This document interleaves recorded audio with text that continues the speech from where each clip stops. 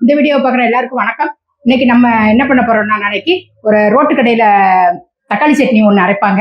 நல்லா காரசாரமா புளிப்புமா நல்ல பச்சை வெங்காயம் மணத்தோட இருக்கும். அந்த தக்காளி சட்னி வந்து நம்ம வீட்டில் வந்து என்னென்னமோ போட்டு வதக்கிக்கலாம் பார்ப்போம். அதை விட நம்ம ரோட்டு சைடு சாப்பிட்ற தக்காளி சட்னி செம்ம டேஸ்டா இருக்கும். அந்த ஒவ்வொரு கடையில வந்து நல்லா திக்கா கெட்டியா வச்சிருப்பாங்க. ஒவ்வொரு கடையில நல்லா இட்லிக்கு மேல ஊத்தி சாப்பிட்ற மாதிரி நல்லா தண்ணியா கொடுத்துருப்பாங்க. அந்த ஒரே சட்னியில ரெண்டு சட்னியுமே எப்படி இது பண்ணலாம் அப்படிங்கிறதையும் எப்படி செய்யலாங்கிறதையும் பார்ப்போம். வாங்க பார்ப்போம். நான் இப்போ வந்து எல்லாத்தையும் வெட்டி வச்சிருக்கேன். போடும்போது ஒன்னொன்னா சொல்லிடுறேன்.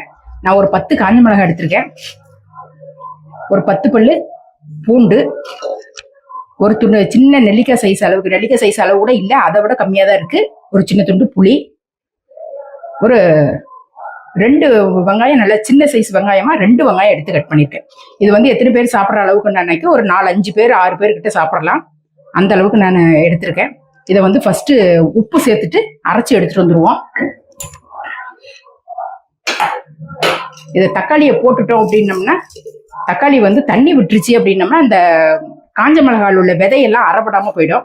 அதனால இதை ஃபர்ஸ்ட் ஒரு 2 சுத்தி எடுத்துட்டு அதுக்கப்புறமா தக்காளி சேர்த்து அரைச்சி எடுத்துட்டு வந்துடுறேன். இப்போ இந்த வெங்காயம் பூண்டு காஞ்ச மிளகாயை அரைச்சி எடுத்துட்டு வந்துட்டேன். இப்போ வந்து தக்காளி வந்து நான் மீடியம் சைஸ் தக்காளி ஒரு 5 தக்காளி எடுத்திருக்கேன். அதாவது ரொம்ப சின்ன தக்காளியா தான் இருந்தது, இந்த அளவுக்கு தான் எனக்கு சின்ன தக்காளியா இருந்தது. அதனால நான் 5 தக்காளி எடுத்திருக்கேன். நீங்க வந்து பெரிய தக்காளியா இருந்தா ஒரு 3 தக்காளி 4 தக்காளி சேர்த்துக்கோங்க. இதையும் சேர்த்துட்டு அரைச்சி எடுத்துட்டு வந்துடுறேன். நான் வந்து இந்த வெங்காயம் தக்காளி சட்னியை வந்து அரைச்சி எடுத்துட்டு வந்துட்டேன். இந்த அளவுக்கு அரைச்சிருக்கு. இப்போ வந்து தாளிக்கிறதுக்கு வந்து எண்ணெய் விட்டுருக்கேன். ஒரு 3 ஸ்பூன் கிட்ட நல்லெண்ணெயா தான் சேர்த்திருக்கேன். இந்த சட்னிக்கு கொஞ்சம் கூடுதலா எண்ணெய் இருந்தால் தான் அந்த காரம் புளிப்பு கொஞ்சம் இதாகும். அதனால கொஞ்சம் கடுகு போட்டிருக்கேன். கொஞ்சம் உளுத்தம்பருப்பு வந்து ஒரு 3/4 ஸ்பூன் கிட்ட உளுத்தம்பருப்பு போடுறேன். ஒரு கொத்து கருவேப்பிலை போடுறேன். இப்போ அரைச்சி வச்ச சட்னியை வந்து உள்ள சேர்த்தேன். இதை கொஞ்சமாக தண்ணி சேர்த்துருவோம். இதை கொஞ்சமாக நான் தண்ணி சேர்த்துருக்கேன். சேர்த்துட்டு நல்ல அடுப்பை வந்து நல்ல ஃபுல் ஸ்பீடில் வச்சு நல்லா கொஞ்ச நேரம் கொதிக்க விடணும். ஏற்கனவே எல்லாத்தையுமே நம்ம பச்சையாக தான் போட்டு அரைச்சிருக்கோம். அதனால கொஞ்ச நேரம் கொதிச்சதுன்னா சட்னி டேஸ்ட் கொடுக்கும். அதனால கொஞ்ச நேரம் கொதிக்கட்டும். இப்போ வந்து இந்த சட்னி வந்து ஒரு 5 நிமிஷம் கிட்ட நல்லா கொதிக்க விட்டுட்டேன். கொதிக்க விட்டு நல்லா சட்னியும் வந்து நல்லா திக்காயிட்டு, நீங்க இந்த ஸ்டேஜ்ல நம்ம இப்படியே சாப்பிட்றா இருந்தாலும் நம்ம ஒவ்வொரு கடையில அப்படியே கெட்டியா வச்சிருப்பாங்க சட்னி வந்து, அப்படியே இட்லியை எடுத்துக்கிட்டு தொட்டு சாப்பிட்ற மாதிரி ஒவ்வொரு கடையில கொடுப்பாங்க. நான் அந்த மாதிரி இருக்கும்போது இந்த மாதிரி சட்னியை எடுத்துடலாம். நான் இப்போ வந்து இந்த கிணத்துல எடுத்துடுறேன். அதுக்கப்புறம் இதே இதுல கொஞ்சம் தண்ணி சேர்த்துட்டு வேற என்ன பொருள் கலக்கலாம்னு சொல்லிட்டு அதை பார்ப்போம். அந்த தண்ணி சட்னிக்கு என்ன பார்க்கலாம். இப்போ வந்து நான் கெட்டி சட்னியை வந்து சாப்பிட்றதுக்கு எடுத்து வச்சுட்டேன். இப்போ வந்து இது தண்ணியா கலக்கிறதுக்கு கொஞ்சம் வந்து இட்லி மாவு வந்து ஒரு 3 ஸ்பூன் கிட்ட இட்லி மாவு எடுத்திருக்கேன். அதை உள்ள சேர்த்துட்டு கொஞ்சம் தண்ணியை சேர்த்துருவோம்.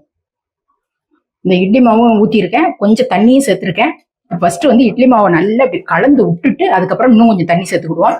இந்த சட்னி வந்து இட்லியில மேல ஊத்தி சாப்பிட்ற மாதிரி நல்லா தண்ணியா இருக்கும். அந்த அளவு இருந்ததுன்னா அந்த சட்னியும் நல்லா டேஸ்டா தான் இருக்கும். அதனால இப்படி ஒரு சட்னி செஞ்சுட்டு திக்கான சட்னியும் எடுத்துக்கிட்டு இப்படி தண்ணியான சட்னியும் கொஞ்சம் வச்சிட்டோம்னு நினைக்கி ஊற்றி சாப்பிட்ற மாதிரி இருக்கும். நல்லா தண்ணியை வந்து நல்லா தாராளமாக கொஞ்சம் சேர்த்துக்கணும். ஏன்னா இட்லி மாவு கொதிச்சதுக்கு அப்புறம் திருப்பி கொஞ்சம் திக்னஸ் கொடுக்கும். இந்த அளவுக்கு இருக்கு. இப்போ வந்து உப்பு செக் பண்ணி போட்டுக்கோங்க. ஏன்னா தண்ணி கலந்துருக்கோம் இல்லையா, அதனால உப்பு செக் பண்ணி பார்த்து போட்டுக்கோங்க. காரம் பத்தலை அப்படின்னு நம்ம நினைக்கி இப்ப தண்ணி ஊத்துறதுனால காரம் கொஞ்சம் கம்மியா இருக்கிற மாதிரி இருக்கும். அப்போ வந்து கொஞ்சம் மிளகாய் பொடி போட்டு கூட கொதிக்க விட்டுக்கலாம். இந்த அளவுக்கு இட்லி மாவு ஊத்துனதுக்கு அப்புறம் இப்படி நல்லா கொழுன்னு சட்னி வந்து ரெடி ஆயிடுச்சு. நான் வந்து கொஞ்சம் உப்பு சேர்த்திருக்கேன், கொஞ்சம் மிளகாய் பொடியும் சேர்த்திருக்கேன். ஏன்னா பாதி சட்னியை வந்து கெட்டி சட்னியா எடுத்துட்டோம். அதில் உள்ள காரம் அப்புறம் இதுல வந்து கம்மியாயிடும். அதனால கொஞ்சமா மிளகாய் பொடியும் ஒரு 1/4 டீஸ்பூன் கிட்ட மிளகாய் பொடி, தகுந்த உப்பையும் சேர்த்துட்டு இப்ப நல்லா கொதிக்க வச்சு எடுத்துட்டேன். இப்ப வந்து கொஞ்சமா பச்சை கருவேப்பிலைய கிள்ளி போட்டுட்டு சட்னி வந்து ரெடி ஆயிடுச்சு. இந்த ஒரு வெங்காயம் தக்காளி சட்னிலேயே வந்து கெட்டி சட்னியும் எடுத்தாச்சு, இந்த தண்ணி சட்னியும் ரெடி ஆயிடுச்சு. இதுவரை இந்த அளவுக்கு கொழுன்னு இருந்ததுன்னா இட்லி மேல ஊத்தி சாப்பிட்றதுக்கு கரெக்டான இதுவா இருக்கும். இப்ப நான் அடுப்பை ஆஃப் பண்ணிடுறேன். இந்த ரோட்டு கடை தண்ணி சட்னி வந்து ரோட்டு கடை தக்காளி வெங்காயம் இந்த தண்ணி சட்னி வந்து ரெடி ஆயிடுச்சு. இதே மாதிரி நீங்களும் உங்க வீட்டுல செஞ்சு பார்த்துட்டு எப்படி இருந்ததுங்கிறத கமெண்ட்ல சொல்லுங்க. இதே மாதிரி அடுத்த ஒரு சூப்பரான ஒரு வீடியோல நான் உங்களை சந்திக்கிறேன். நன்றி, வணக்கம்.